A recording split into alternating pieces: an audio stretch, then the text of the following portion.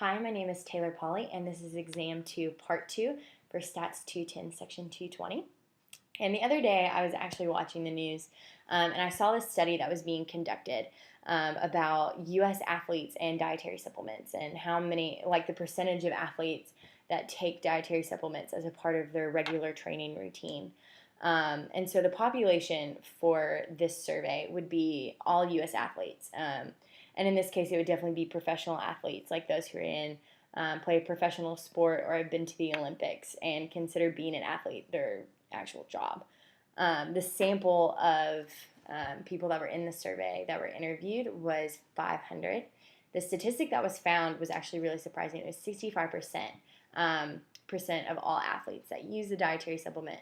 And the parameters for this experiment or for this survey was the percentage of all athletes, or there was the percentage of athletes who take dietary supplements. So when we say things like parameter and statistic, those two things are actually really different. A parameter is a value that's used to represent a certain population. And most of the time this is estimated, and it's something that's not really concrete. And a statistic is the exact opposite of that.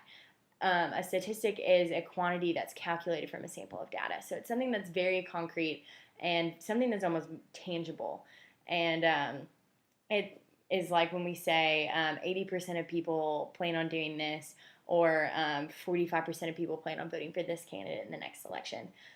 So that's what a statistic is. And most of the time when we read news articles, when we watch things on television and things on the news, what we're hearing about and what we pay attention to the most is the statistic, because I mean that's like the bulk of the data is kind of where that comes from, and that's what's focused on in those news articles.